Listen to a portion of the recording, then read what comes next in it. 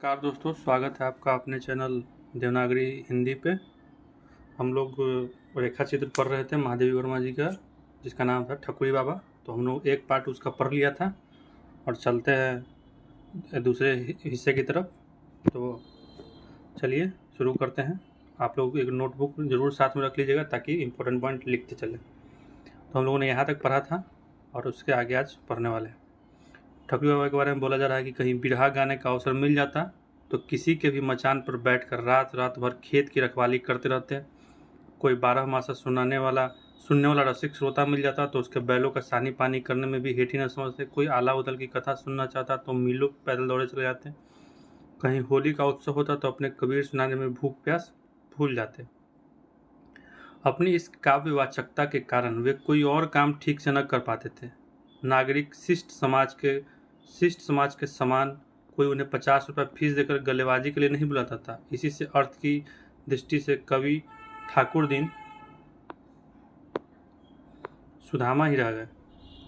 किसी ने मैली पिछौरे के खूट में थोड़ा सा तिल गुड़ बांधकर उदारता प्रकट की, किसी ने पथरौटी में सत्तू और पत्ते पर नमक के साथ हरी मिर्च रखकर आतिथ्य सत्कार किया, किसी ने सुलगे हुए कंडों पर 2 भौरिया सेकने का अनुरोध करके काव्य मर्मज्ञता का परिचय दिया। मतलब जहाँ भी जो भी सुनाने जाते तो इनको कुछ फ़ी नहीं मिलता कि हाँ भाई 50 रुपये ले लीजिए, 100 रुपये ले लीजिए कि इतना घंटा का एक फ़ी है। उस तरह से नहीं, कोई खाने के लिए तिल गुड़ दे देता, कोई सत्तू दे देता, कोई चिलम पकड़ा देता। तो इस तरह से था।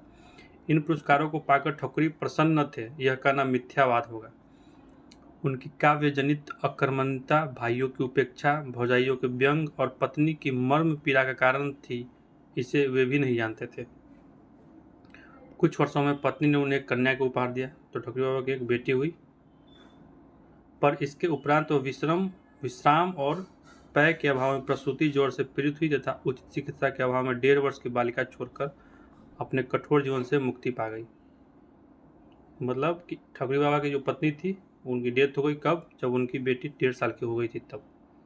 ठकुरी उसी रात आल्हा सुनाकर लौटे थे। माता की मृत्यु का उन्हें स्मरण नहीं था। वृद्ध पिता की विदा ने उनके मन को छेदा नहीं था, पर यौवन के प्रथम प्रहर में सारे स्नेह बंधन तोड़ जाने वाली पत्नी ने उनके हृदय को हिला दिया।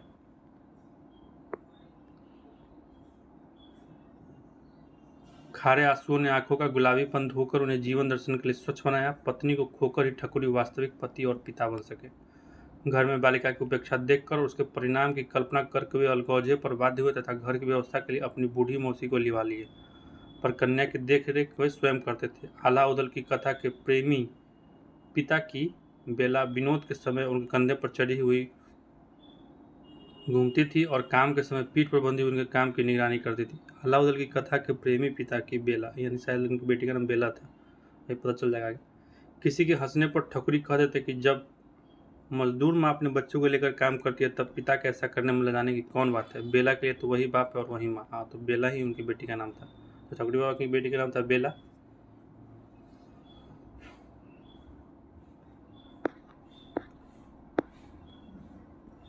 बालिका जब 6-7 वर्ष की हुई तब ठकुरी किसी काव्य प्रेमी सजातीय के सुशील पर मातृ पितृहीन भतीजों को ले आए और बोले और बेला की सगाई करके भावी जमाता को अपना काम का सिखाने लगे। भाग्य संभवतः इस देहाती कवि से रुष्ट था। इसी से शिक्षा प्राप्त होते ही भावी जमाता को चेचक निकल आई। वो बस तो गया, पर एक आँख के लिए संपूर्ण सृष्टि अंधकार में हो गई और दूसरी में इतनी ज्योति शेष रही कि ठोस संसार भाप का बादल सा दिखाई पड़ने लगा। ठीक है, पहले के समय चेचक से आँख खराब हो जाता था। वही अपना एक और यूनिटेर में लगा हुआ है मुर्दैया, उनके लेखक का भी जब चेचक की वजह से उनका आँख खराब हो गया था। मुर्दैया के लेखक तुलसीराम जी का। पिता ने कन्या की इच्छा जाननी चाहिए, पर वह हठ में महोबे की लड़ाई की उस बेला के समान निकली जिसने पिता के बाग में लगे चंदन की चिता पर ही सती होने का प्रण किया था। बेला ने बचपन के साथी को छोड़ना नहीं चाहा और इस प्रकार ठकुरी बाबा वचन भंग के पातक से बच गए। अब कवि ससुर, उसकी बूढ़ी मौसी, अंधा दामाद और रूप सी बेटी एक विचित्र परिवार बनाए बैठे। तो परिवार में कौन कौन है? मतलब ठकुरी बाबा हो गए, उनकी एक बूढ़ी मौसी हो गई, दामाद अंधा और एक रूप सी बेटी। ससुर ने जमाता को भी काव्य की पर्याप्त शिक्षा दे डाली है। जब ठकुरी चिकारा बजाकर भक्ति के पद गाते हैं तब वो खंजरी पर 2 उंगली से थपकी देकर तान संभालता है। बूढ़ी मौसी तन्मयता के आवेश में मंजीरा झनकार देती है और भीतर काम करती हुई बेला की गति में एक थिरकन बढ़ जाती है। ताकि कौन कौन सा वाद्य यंत्र बजाता है। ठकुरी बाबा चिकारा बजाते हैं, इसको नोट डाउन कर लीजिएगा। और तब वो खंजरी पर थपित खंजरी कौन बजाता है? उनका दामाद। और बूढ़ी मौसी मंजीरा। ठकुरी बाबा चिकार, दामाद खंजरी और बूढ़ी मौसी मंजीरा, इसको नोट डाउन कर लिया। जरूर क्वेश्चन पूछ सकता है, क्योंकि इससे पहले भी पूछा गया है दूसरे रचनाओं से कि कौन से वाद्य यंत्रों का जिक्र हुआ है, असाध्य वीणा में या फिर सतपुरा के जंगल में भी शायद। हाँ, उसमें उसका भी एक सवाल था कि उसमें कौन सा वाद्य यंत्र का जिक्र है। तो घर में एक मुर्रा भैंस, 2 पछाही गाय और 1 हल की खेती होने के कारण जीवन यापन का प्रश्न विशेष समस्या नहीं उत्पन्न करता। यह विचित्र परिवार हर वर्ष माघ मेले के अवसर पर गंगा तीर कल्पवास करके पुण्य पर्व मनाता है। इसके साथ गांव के अन्य भक्तगण भी खींचे चले आते हैं। ठकुरी बाबा तो सबको अपना अतिथि बनाने को प्रस्तुत रहते हैं, पर कल्पवास में दूसरे का अन्न खाने वाले को विनिमय में अपना पुण्य फल दे देना पड़ता है। इसी से वे सब अपनी गठरी मुठरी में खाने पीने का सामान लेकर घर से निकलते, पर वस्तु से वस्तु का विनिमय वर्ज्य नहीं माना जाता, चाहे विनिमय वाली वस्तुओं में कितनी ही असमानता क्यों न हो। आवश्यकता और नियम के बीच में सरल ग्रामीण जैसा समझौता करा देते हैं और उसे देखकर हंसी आए बिना नहीं रहती। कोई गुड़ की एक डली रखकर ठकुरी बाबा से आध सिर आटा ले जाता है, कोई 4 मिर्च देकर आलू शकरकंद का फलहार प्राप्त कर लेता है, कोई पत्ते पर तोला भर दही रखकर कटोरा भर चावल नापता है, कोई धूप के लिए रत्ती भर घी देखकर लुटिया भर दूध चाहता है। ठकुरी बाबा को देने में एक विशेष प्रकार की आनंद अनुभूति होती है, इसी से वे स्वयं पूछ पूछ कर इस विनिमय व्यापार को शिथिल नहीं होने देते। वे भावुक और विश्वासी जीव है। चिकारा हाथ में लेते, देखिए फिर से चिकारा का जिक्र है कि चिकारा हाथ में, इसलिए याद रखिएगा कि ठकुरी बाबा चिकारा बजाते थे। उनके लिए संसार का अर्थ बदल जाता। उनकी उदारता, सौहार्द, भावुकता आदि गुण ग्रामीण जीवन के लक्षण होने पर भी अब वहाँ सुलभ नहीं रहे। वास्तव में गांव का जीवन इतना उत्पीड़ित और दुर्बह होता जा रहा है कि उसमें मनुष्यता को विकास के लिए अवकाश मिलना ही कठिन है। सदा के समान इस वर्ष भी ठकुरी बाबा के दल में विविधता है। भोजन की व्यवस्था के लिए बालू खोदकर चूल्हे बनाती हुई लोक चिंता रत बेटी यानी बेला, चिकारा, मंजीरा और डफली आदि के पृष्ठभूमि के साथ स्वप्न प्रदर्शन में अचल, जमाता और घी की हड्डियाँ, काशीफल आदि के बीच में बैठकर लोक और परलोक की समस्या सुलझाती हुई मौसी से ठकुरी बाबा का कुटुंब बना है। शेष मानव विभिन्न वर्गों और जातियों की सम्मिलित परिषद है। अब देखिए इसमें कौन कौन से लोग हैं इनके पूरे ग्रुप में, उसको नोट डाउन करते चलेगा। एक वृद्धा ठकुराइन है। पति के जीवन काल में परिवार में रहने की स्थिति रखती थी, परंतु विधवा होते ही जिठौत ने निसंतान काकी से मत देने की अधिकार भी छीन लिया, मतलब वोट देने का अधिकार भी इनसे छीन लिया। तो नोट डाउन की जगह वृद्धा ठकुराइन है। फिर गांव के नाते हुए ठकुरी की बुआ होती थी, इसी से पुण्य कमाने का अवसर पर भी उन्हें साथ लाना नहीं बोलते। दूसरी एक सहुआइन, एक ठकुराइन एक सहुआइन है, जिनके पति गांव की तेली बालिका को लेकर कलकत्ते में कर्तव्य पलायन कर रहे हैं, मतलब उनका अफेयर चल रहा है। विवाहित जीवन के डबल सर्टिफिकेट के समान 2-2 बिछुए पहनकर और नाक तक खींचे घूंघट में वधु वंश की मर्यादा को सुरक्षित रखकर वे परचून की दुकान द्वारा जीवन यापन करती है। हर माघ में वे अपने 2 किशोर बालकों के साथ आकर कल्पवास की कठोरता सहती हैं और कमर तक जल में खड़ी होकर भावी जन्मों में साहू जी को पाने का वरदान मांगती है। पति ने उनका इहलोक बिगाड़ दिया है, पर अब उसके अतिरिक्त किसी और की कामना करके वे परलोक नहीं बिगाड़ना चाहती।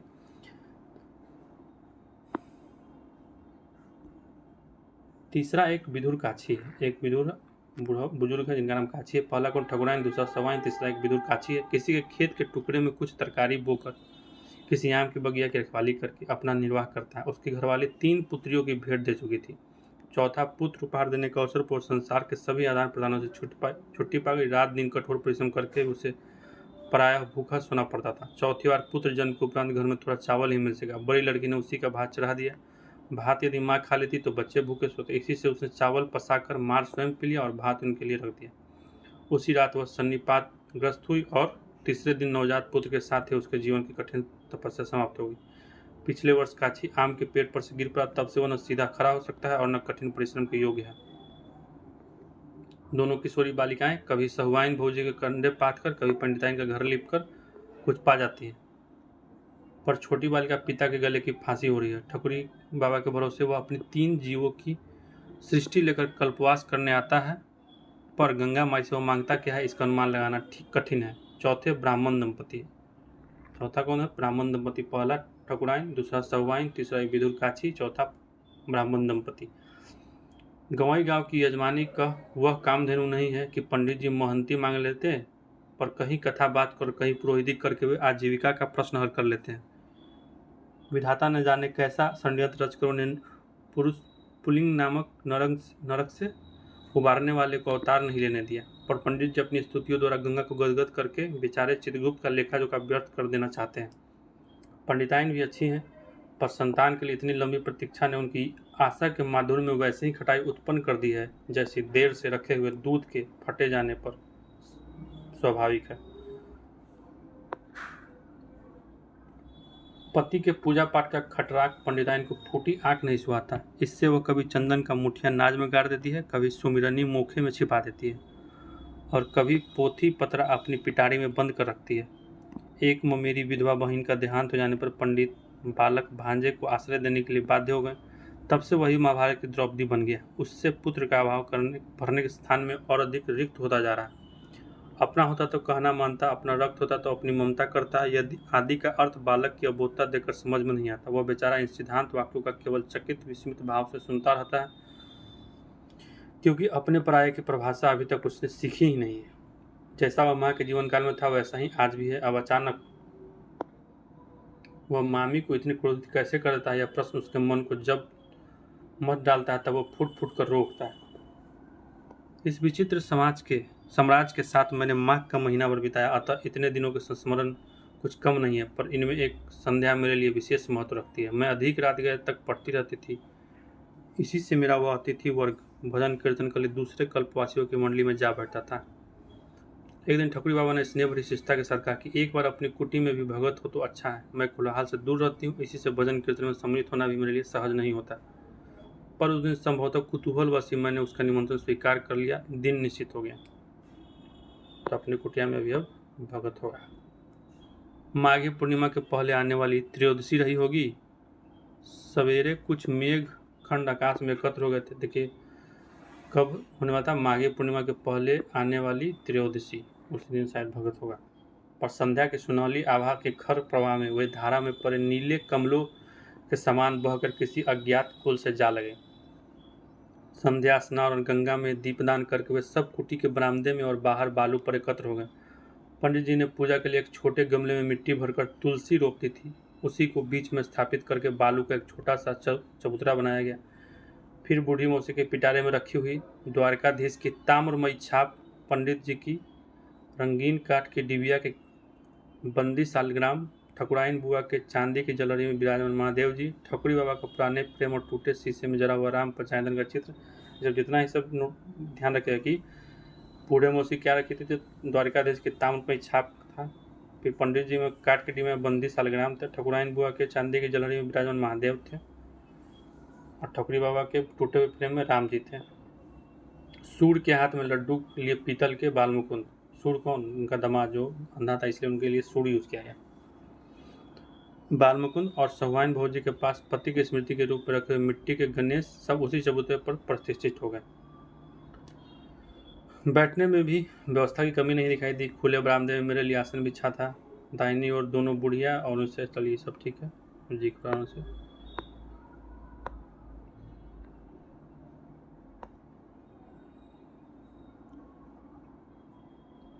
भक्तों ने तुलसा महारानी नमो नमः गाया और पंडित जी ने पूजा का विधान समाप्त किया। तब तांबे के पश्चपात्र और आचमनी से गंगाजल और तुलसी दल बांटा गया। गंगाजल भक्त मंडली पर छिड़ककर पंडित देवता ने कुछ शुद्ध कुछ अशुद्ध संस्कृत में गंगा के महात्म का पाठ किया। फिर उच्च स्वर से रामायण का वह अवतरण गाया जिसमें श्री राम जानकी लक्ष्मण गंगा पर पार करते हैं।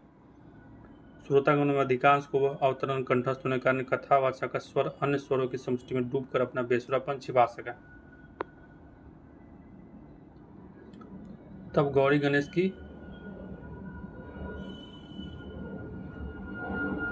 की वंदना से गीत सम्मेलन आरंभ हुआ। यह कहना कठिन हुआ कि उनमें कौन सुंदर गाता था, पर यह तो स्वीकार करना ही होगा कि सभी के गीत तन्मयता के संचार में एक से प्रभु विष्णु थे। कबीर, सुर, तुलसी जैसे महान कवियों से लेकर अज्ञातनामा ग्रामीण तुक्करों के तक के पद उन्हें स्मरण थे। एक जो करी गाता था उसे सबका संवेद स्वर दोहरा देता था। दबे पांव तट तक आकर फिर खिलखिलाती हुई से लौटने वाली लहरें मानो विराम ताल दे रही थी। गायकों में क्रम था और गीतों में गाने वालों की अवस्था के अनुसार विविध था।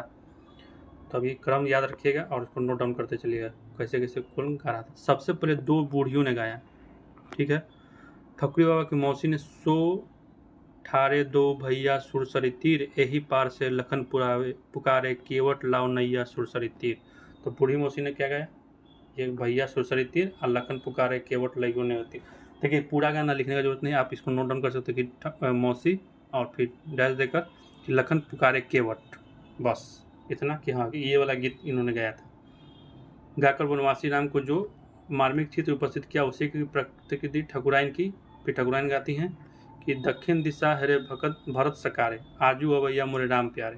तो ठकुराइन का लिख लीजिएगा कि भरत सकारे और मोरे राम प्यारे। तो ये देखिए मौसी गाती हैं तो उसमें लक्ष्मण जी का जिक्र है, मतलब लखन का, राम लक्ष्मण जी का, और जो ठकुराइन गाती है उसमें भरत का जिक्र है। तो इससे आप याद रख सकते हैं कि जो मौसी का गीत है उसमें लखन शब्द आएगा और जो ठकुराइन का गीत है उसमें भरत शब्द आएगा। तो इसमें तो ये जो कीवर्ड है इसको नोट डाउन कर दिए, पूरा लिखने की जरूरत नहीं, कीवर्ड से याद रखिएगा।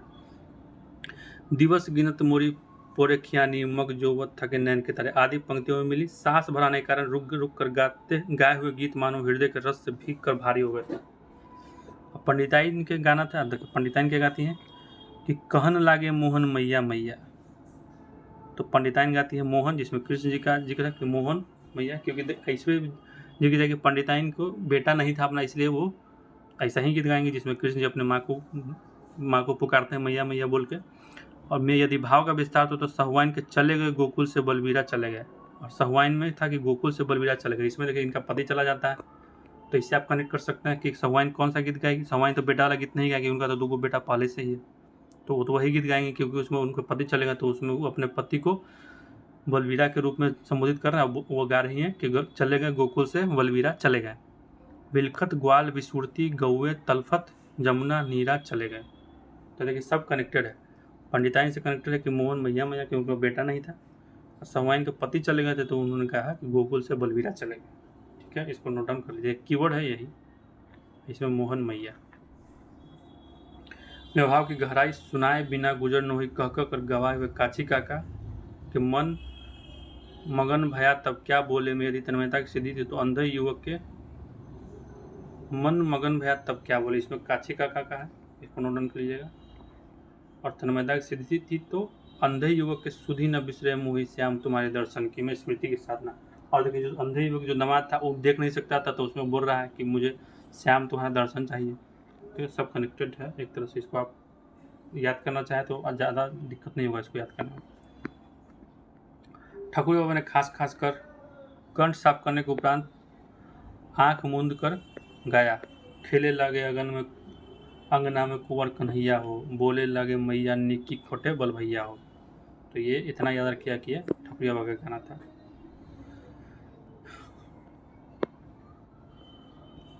कृष्ण के जीवन में साधारण व्यक्ति की क्यों इतना अपनापन मिलता है, इस प्रश्न का जो उत्तर उस दिन सहज ही मिल गया, उसका अन्यंत्र मिलना कठिन होगा। स्वर रेखाएं और रंग भी प्रत्यक्ष कर सकते हैं, यह उनकी गीत लहरी की चित्तमयता से प्रत्यक्ष हो गया। बूढ़े से बालक तक सबको एक ही स्पंदन, एक ही पुलक और एक ही भाव बांधे हुए था। कितनी देर तक उन्होंने क्या गाया यह बताना संभव नहीं, क्योंकि जब अंतिम आरती ने इस सम्मेलन की समाप्ति की सूचना दी तब मैं मानो नींद से जागी। थोड़ी देर में सब बरामदे में अपना अपना बिछौना ठीक करके लेट गए, किंतु मैं अपनी कोठरी में पीतल के दियों में जलते हुए दिए के सामने बैठकर कुछ सोचती रह गई। यही सब तो है।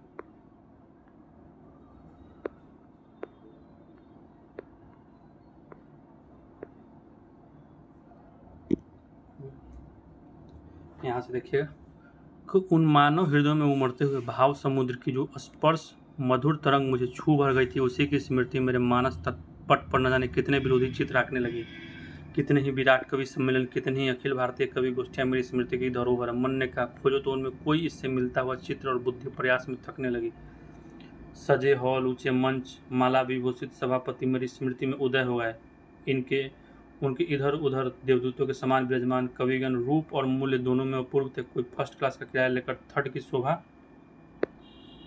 बढ़ाता हुआ आया था, कोई अपने कार्यवश पहले ही उस नगर में उपस्थित था, पर थोड़ा समय वहाँ बिताने की इतनी फीस चाहता था या जिसमें आना जाना और आवश्यक कार्य संपन्न होने के उपरांत भी कुछ बच सके। किसी ने अपने काव्य की महार्घता बढ़ाने के लिए ही अपनी गलेबाजी का चौगुना मूल्य निश्चित किया था। मूल्य से जो महत्ता नहीं व्यक्त हो सकी वो वेशभूषा में प्रत्यक्ष थी। किसी के नए सिले सुर की अंग्रेजी या तामुल राग की स्वदेशियत में रंजित होकर निकल उठी थी। मतलब ये सब उस समय का जो कवि सम्मेलन होता था, उस समय के लेखक और कवियों के बारे में ये चरित्र चित्रण कर रहे हैं कि किस तरह से लोग उसमें प्रेजेंट होते थे। किसी का चिनांशुक का लहराता हुआ भारतीय परिधान सिगरेट की धूम लेखा में उलझ कर रहस्यमय हुआ था। किसी के सिर के खड़े वाल आभासी से संग मूसा के चमकीले फर्श की भ्रांति उत्पन्न करते थे। किसी की सिल्की शैम्पू से धुली सीधी लटों का कृत्रिम कुंचन विधाता पर मनुष्य की विजय की घोषणा करता था।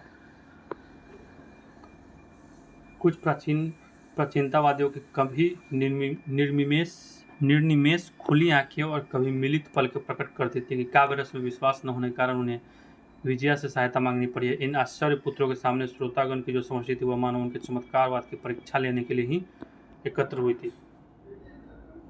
कचहरी में गवाहों की पुकार के समान नामों की पुकार होती थी। कवियों में कोई मुस्कुराता, कोई लजाता, कोई आत्मविश्वास से छाती फुलाता हुआ आगे आता, कोई पंचम, कोई षड, कोई गांधार और कोई सब स्वरों के अभाव में एक सानुनासिकता के साथ कलाबाजियों में काव्य को उलझा कर श्रोताओं के सामने उपस्थित करता और वाह के लिए सब और गर्दन घुमाता। उनके इतने कर्तव्य पर भी दर्शक चमत्कृत होना नहीं चाहते थे। कहीं से आवाज आती, कंठ अच्छा नहीं है, कोई बोल उठता, भाव बताते जाइए, किसी और सुनाई पड़ता, बैठ जाइए। कोई धृष्ट श्रोता कवि से किसी उच्छृंखल श्रृंगारमयी रचना को सुनाने की फरमाइश करके महिलाओं की पलकों का झुकना देखता। कभी भी हार न मानने की शपथ लेकर बैठते हैं। वह नहीं सुनना चाहते तो इसे सुनिए, यह मेरी नवीनतम कृति है, ध्यान से सुनिए। मतलब आदि आदि कहकर पंडों की तरफ पीछे पड़ जाते। दोनों ओर से कोई भी न अपनी हार स्वीकार करने को प्रस्तुत होता और न दूसरे को हराने का निश्चय बदलता। चलिए सब वही चल रहा है इनका कि कैसे क्या कर रहे थे। जब यह समारोह समाप्त होता तब सुनने वाले निराश और सुनाने वाले थके हुए से लौटते। उन पर काव्य का सात्विक प्रभाव कितना कम रहता है इसे समझने के लिए उन सम्मेलनों का स्मरण पर्याप्त होगा। इनसे लौटने वालों में कतिपय व्यक्ति संगीत व्यवसायिनियों के गान से मन बहलाने में नहीं सकते। भाव यदि मनुष्य की क्षुद्रता, दुर्भावना और विकृतियां नहीं बहा पाता तब वो उसकी दुर्बलता बन जाता है। क्या बात है, इसको नोट डाउन कर लीजिएगा कि भाव यदि मनुष्य की क्षुद्रता, दुर्भावना और विकृतियां नहीं बहा पाता तब वह उसकी दुर्बलता बन जाता। इसी से स्नेह, करुणा आदि के भाव हृदय की शक्ति बन सकते हैं और द्वेष, क्रोध आदि के दुर्भाव उसे और अधिक दुर्बल स्थिति में छोड़ जाते हैं। ग्रामीण समाज अपने रस समुद्र में व्यक्तिगत भेद, बुद्धि और दुर्बलताएं सहज ही डुबा देता है और इसी से भाव स्नान के उपरांत वह अधिक स्वस्थ रूप प्राप्त कर सकता है। हमारे सभ्यता दर्पित श्रेष्ठ समाज का काव्यानंद छिछला और उसका लक्ष्य सस्ता मनोरंजन मात्र रहता है। इसी से उसमें सम्मिलित होने वाले की भेद बुद्धि, एक दूसरे को नीचा दिखाने के प्रयत्न और व्यक्तिम विषमताएं और अधिक विस्तार पा लेती है। एक वह हिंडोला है जिसमें ऊंचाई नीचाई का स्पर्श भी एक आत्मविस्मृति में विश्राम देता है। दूसरा वह दंगल का मैदान है जिसका सम धरातल भी हार जीत के दांव पेचों के कारण सतर्कता की श्रांति उत्पन्न करता है।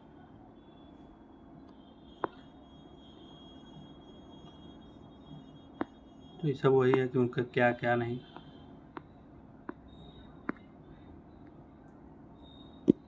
जिस दरिद्र समाज ने इस व्यावसायिक आस्था के संबंध में मुझे नास्तिक बना दिया उससे अब तक मेरी ओर से धन्यवाद नहीं मिल सका। जब ठकुरी बाबा और उनके साथी बसंत पंचमी का स्नान करके चले गए तब जीवन में पहली बार मुझे कोलाहल का भाव अखड़ा। तब से अनेक माघ मेलों में मैंने उन्हें देखा। कितनी ही बार नाव पर या तट पर उनकी भगत का आयोजन हुआ। कितनी ही बार उन्होंने खिचड़ी, बाजरे के पुए आदि व्यंजनों से मेरा सत्कार किया और कितनी ही बार अपने जीवन का आख्यान सुनाया। मैंने उनसे अधिक सहृदय व्यक्ति कम देखे। यदि यह वृद्ध यहाँ न होकर हमारे बीच में होता तो कैसा होता, यह प्रश्न भी मेरे मन में अनेक बार उठ चुका है। पर जीवन के अध्ययन ने मुझे बता दिया है कि इन दोनों समाजों का अंतर मिटा सकना सहज नहीं। उनका बाह्य जीवन दीन है और हमारा अंतर जीवन रिक्त। समझ रहे हैं क्या कहना चाह रही है महादेवन को? बाह्य जीवन दीन है मतलब उनका बाहरी जीवन खराब है, मतलब दुख है, लेकिन आंतरिक जीवन उनका बढ़िया है। लेकिन कवि समाज का अंतर जीवन रिक्त है और बाहरी जीवन बढ़िया है। सो बात है। उस समाज में विकृतियाँ व्यक्तिगत है पर सद्भाव स्वभाव सामूहिक रहते हैं। इसके विपरीत हमारी दुर्बलताएं समष्टिगत है पर शक्ति व्यक्तिक मिलेगी। समाज के प्रतिनिधि हैं, इसी से उनकी सहृदयता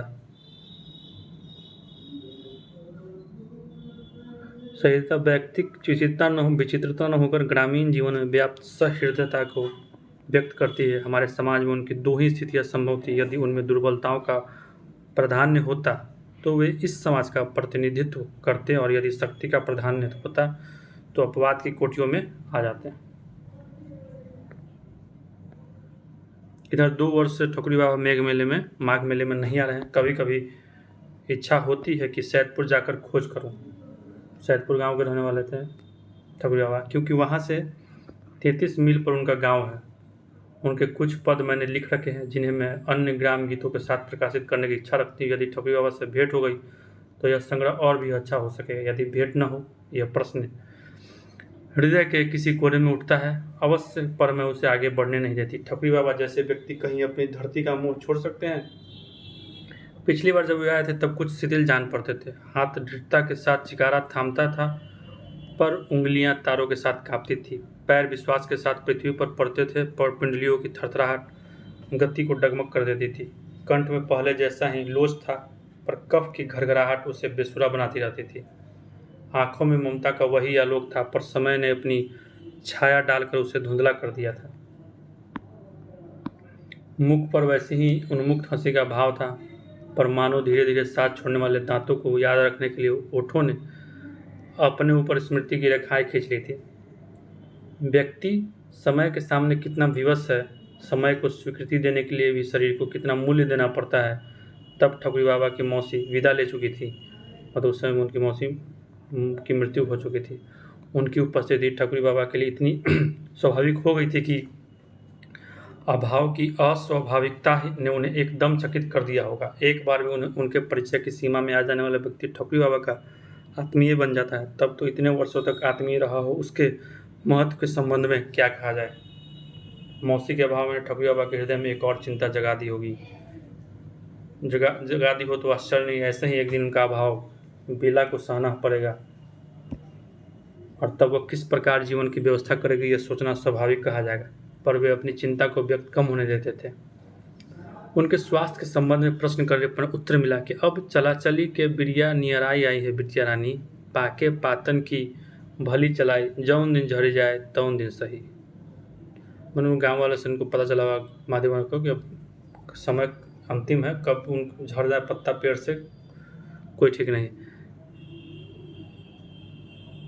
मैंने हंसी में कहा, तुम स्वर्ग में कैसे रह सकोगे बाबा? वहाँ तो न कोई तुम्हारे कूट पद और उलटवासियाँ समझेगा और न अलाह उदल की कथा सुनेगा। स्वर्ग के गंधर्व और अप्सराओं में तुम कुछ न जचोगे।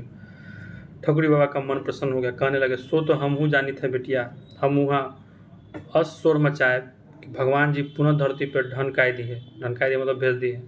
हम फिर धान रोपब, कियारी बनाए, चिकारा बजाए, आ तुम पंचय का अलाह उदल की कथा सुनाए। सरगा हमका न चाहिए, मुद्दा हम दूसरा नवा शरीर मांगे बर जायब जरूर। इस ससुरा तो बनाए के जर्जर हो गया। और वे गा उठे, चलत प्राण कहाया कहे कोई राम। क्या मस्त गाना। इसको डन को कौन गाता है? तो ठकुरी बाबा गाते हैं। ये देखिए कितना यहाँ इंपॉर्टेंट बात बोले हैं, यहाँ से यहाँ तक। जब कल्पवास की पुनरावृत्ति न हो सकी, संभव है नया शरीर मांगने चलेगा, पर धरती ने उनका प्रेम इतना सच्चा, जीवन से उनका संबंध ऐसा टूट है कि उनका कहीं और रहना संभव ही नहीं जान पड़ता। अथर्व के जुगायक अपने आप को धरती का पुत्र कहते थे। ठकुरी बाबा उन्हीं के सजातीय कहे जा सकते हैं। इनके लिए जीवन धरती का वरदान, काव्य उसके सौंदर्य की अनुभूति, प्रेम उसके आकर्षण की गति, और शक्ति उसकी प्रेरणा का नाम है। ऐसे व्यक्ति मुक्ति की ऊंची से ऊंची कल्पना को डूब में खिले नीचे से नीचे फूल पर निछावर कर दे तो आश्चर्य नहीं। ठकुरी बाबा की कथा लिखते लिखते रात ढल गई। जाती हुई चांदनी के पीछे आता हुआ प्रभात का धूमिल आभास ऐसा लगता है मानो उसी की छाया हो। किसी अलक्ष्य महाकवि के प्रथम जागरण छंद के समान पक्षियों का कलरव नींद की निस्तब्धता पर फैल रहा है। रात की गहरी निस्पंद नींद से जागे हुए वृक्षों के दीर्घ विश्वास के समान समीर बह रही है, और ऐसे समय में मेरी स्मृति ने मुझे भी किसी अतीत काल के प्रभात में जगा दिया है। जान पड़ता है ठकुरी बाबा गंगा तट पर बैठकर तन्मय भाव से प्रभाती गा रहे हैं। जागिए कृपा निधान, पंछी बन बोले, अपनी प्रभाती से वे किसे जगाते हैं, यह कहना कठिन है। ये इम्पोर्टेंट है कि ये भी गीत आया है ठकुरी बाबा में कि जागिए कृपा निधान पंछी बन बोले। तो चलिए, इस तरह से हमारा एक और रचना समाप्त हुआ ठकुरी बाबा, और उम्मीद है कि आपको पसंद आया होगा। ज़रूर आप कमेंट में बताइए कैसा लगा आपको, और इसका नोट्स ज़रूर बनाइएगा, जो भी इम्पोर्टेंट था उसको नोट डाउन कीजिए, क्योंकि वही उतना ही है जो आप बार बार रिवीजन कर सकते हैं, क्योंकि बार बार ये पूरा लेक्चर देखना या फिर पूरा टेक्स्ट पढ़ना संभव नहीं है एग्ज़ाम के अंतिम दिनों में। तो वो जो आप शॉर्ट नोट्स बनाए रहेंगे जिस तरह से मैंने बताया है आपको, तो वो बहुत रिवीजन के काम आएगा, और रिवाइज करते रहिए। चलिए, फिर से मिलते हैं, और ख्याल रखिए अपना, और फिर से मिलते हैं अगले लेक्चर में। तब तक के लिए देखते रहिए देवनागरी हिंदी। धन्यवाद।